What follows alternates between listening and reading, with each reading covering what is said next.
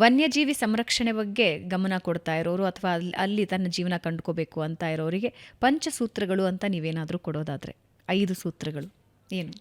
ಒಂದು, ವನ್ಯಜೀವಿಗಳ ಅರ್ಥ ಮಾಡ್ಕೋಬೇಕಂದ್ರೆ ನಡಿಬೇಕು, ನೀವು ಕಾಡು ತಿರುಗಬೇಕು, ನೀವು ಚೆನ್ನಾಗಿ ತಿರುಗಬೇಕು, ಉಣ್ಣೆ ಹತ್ರ ಕಚ್ಚಿಸ್ಕೊಳ್ಬೇಕು, ರಾತ್ರಿ ಬೆಟ್ಟದ ಮೇಲೆ ಮಲ್ಕೊಂಡು ನಕ್ಷತ್ರಗಳನ್ನ ನೋಡಿ ಖುಷಿ ಪಡಬೇಕು. ಇದರಿಂದ ಒಂದು ಕರುಳ ಬಳ್ಳಿಗೆ ಒಂದು ಸಂಬಂಧ ಬಂದಂಗೆ ಬಂದ್ಬಿಡುತ್ತೆ. ಅದು ಮೊಟ್ಟ ಮೊದಲು ಮಾಡಬೇಕು. ನಂತರ ಸಮಾಜನ ಅರ್ಥ ಮಾಡ್ಕೊಳ್ಬೇಕು.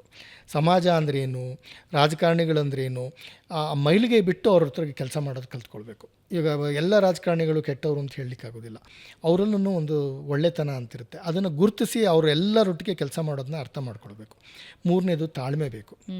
ತಾಳ್ಮೆ ತುಂಬ ಬೇಕು. ನಾನು ಇವತ್ತು ಮಾಡುವಂಥ ಕೆಲಸ 5 ವರ್ಷ ಆದಮೇಲೆ ಫಲಿತಾಂಶ ಕೊಡ್ಬೋದು, ಅದು ಖಂಡಿತ ತಾಳ್ಮೆ ಬೇಕು. ನಂತರ ನಿರಂತರ ಪರಿಶ್ರಮ ಬೇಕು. ಇವತ್ತು ಸೋಷಿಯಲ್ ಮೀಡಿಯಾ ಇದು T20 ಮ್ಯಾಚ್ ಆಗಲ್ಲ, ಇದೆಲ್ಲದೂ ಟೆಸ್ಟ್ ಮ್ಯಾಚ್. ವನ್ಯಜೀವಿ ಸಂರಕ್ಷಣೆ ಅಂತಿದೆಯಲ್ಲ, ಹಲವಾರು ಸಲ ಆ ಟೆಸ್ಟ್ ಮ್ಯಾಚಲ್ಲಿ ಡ್ರಾ ಆಗುತ್ತೆ. ಬಹಳ ಕಡಿಮೆ ಟೆಸ್ಟ್ ಮ್ಯಾಚ್ಗಳಲ್ಲಿ ನಾವು ಗೆಲ್ತೀವಿ, ಕಡಿಮೆ ಟೆಸ್ಟ್ ಮ್ಯಾಚ್ಗಳು ಗೆಲ್ಲೋದು ನಾವು.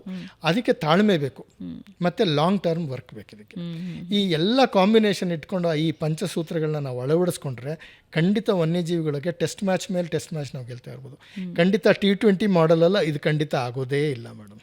T20 ಅವರಿದ್ದರೆ ಅದರಿಂದ ದೂರ ಇದ್ಬಿಡಿ. T20 ಅವರು ನೀವು ನ್ಯಾಷನಲ್ ಜಿಯೋಗ್ರಫಿಕ್ ನೋಡ್ಕೊಳ್ಳಿ, ಸಫಾರಿ ಮಾಡಿಕೊಂಡು, ಆದರೆ ವನ್ಯಜೀವಿಗಳ ಬಗ್ಗೆ ನೀವು ಗೊತ್ತು ಅಂತ ಪಾರಿಣಿತ್ಯ ತೋರಿಸ್ಲಿಕ್ಕೆ ಹೋಗಬೇಡಿ.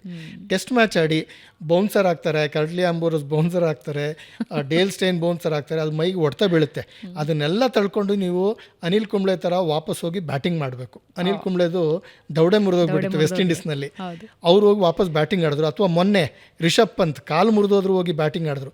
ಅದಕ್ಕೆ ತಯಾರಿದ್ರೆ ಮಾತ್ರ ವನ್ಯಜೀವಿ ಸಂರಕ್ಷಣೆ ಸಾಧ್ಯ. ವಂಡರ್ಫುಲ್. ನಿಮ್ಮ ಹಲವಾರು ಪುಸ್ತಕಗಳು ವನ್ಯಜೀವಿ ಸಂರಕ್ಷಣೆ ಅಥವಾ ವನ್ಯಜೀವಿ ಪ್ರೇಮಿಗಳಿಗೆ ಒಂದು ಪ್ರೇರಣೆ.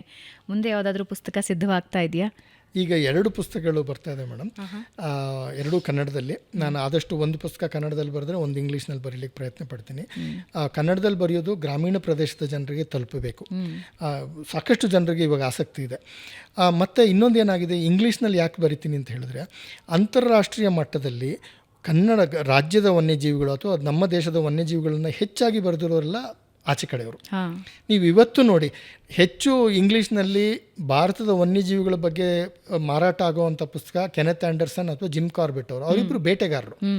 ಬೇಟೆ ಸಾಹಿತ್ಯ ಮಾರಾಟವಾಗುತ್ತೆ ಹೊರತು ವನ್ಯಜೀವಿ ಸಂರಕ್ಷಣೆ, ನಿಸರ್ಗ ಸಾಹಿತ್ಯ ಹೆಚ್ಚು ಮಾರಾಟ ಆಗಲ್ಲ. ನಮ್ಮ ವನ್ಯಜೀವಿಗಳ ಬಗ್ಗೆ, ನಮ್ಮ ವನ್ಯಜೀವಿ ಸಂರಕ್ಷಣೆಗಳ ಬಗ್ಗೆ ನಾವು ಹೇಳಬೇಕು ಪ್ರಪಂಚಕ್ಕೆ. ನೀವು ನ್ಯಾಷನಲ್ ಜಿಯೋಗ್ರಫಿಕ್ ನೋಡಿ, ಯಾವಾಗಲೂ ಯಾರೋ ಬೇರೆ ದೇಶದವ್ರು ನಿಂತ್ಕೊಂಡು ನಮ್ಮ ದೇಶದ ವನ್ಯಜೀವಿಗಳ ಬಗ್ಗೆ ಹೇಳ್ತಿರ್ತಾರೆ.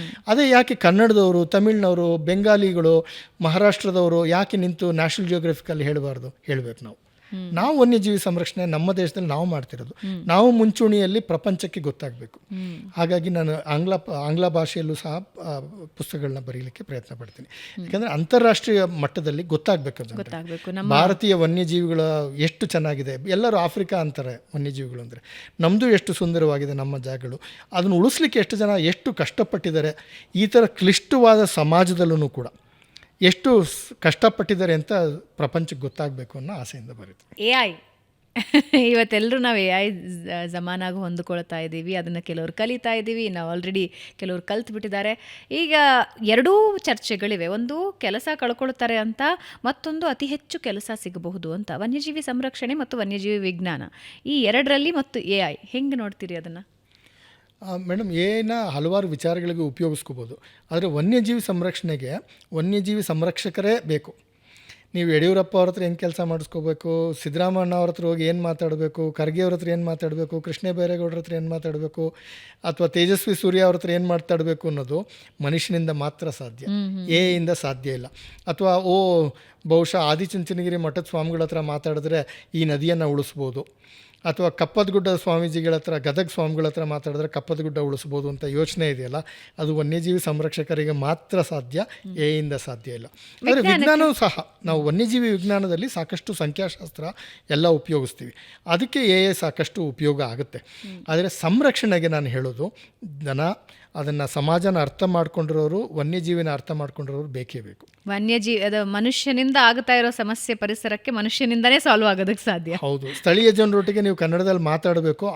ಇವಾಗ ಚಾಮರಾಜನಗರಕ್ಕೆ ಹೋದರೆ ಚಾಮರಾಜನಗರದ ದೃಷ್ಟಿಕೋನದಲ್ಲಿ ಅವನ ಭಾಷೆಯಲ್ಲಿ ನಾವು ಮಾತಾಡಬೇಕು. ನೀವು ಮೈಸೂರಿಗೆ ಹೋದರೆ ಮೈಸೂರಿನಲ್ಲಿ ಮಾತಾಡೋದೇ ಬೇರೆ ವಿಚಾರಗಳು, ಕೊಡಗಿನಲ್ಲಿ ಹೋದರೆ ಕೊಡಗರ ಹತ್ರ ಮಾತಾಡಬೇಕಾಗಿರೋ ಬೇರೆ ವಿಚಾರಗಳು. ಇದು AI ಗೊತ್ತಾಗೋದಿಲ್ಲ. ಸಂರಕ್ಷಕರು ಬೇಕೇ ಬೇಕಾ, ಸಂರಕ್ಷಣೆಗೆ AI ವರ್ಕ್ ಆಗೋದಿಲ್ಲ. ಅದೇ ಭಾಗಶಃ ಆಗ್ಬೋದು, ಆದರೆ ಖಂಡಿತ ವನ್ಯಜೀವಿ ಸಂರಕ್ಷಣೆಗೆ ವನ್ಯಜೀವಿಗಳಿಂದ ಪ್ರೇರಿತವಾಗಿರೋರೇ ಬೇಕು. ಓಕೆ.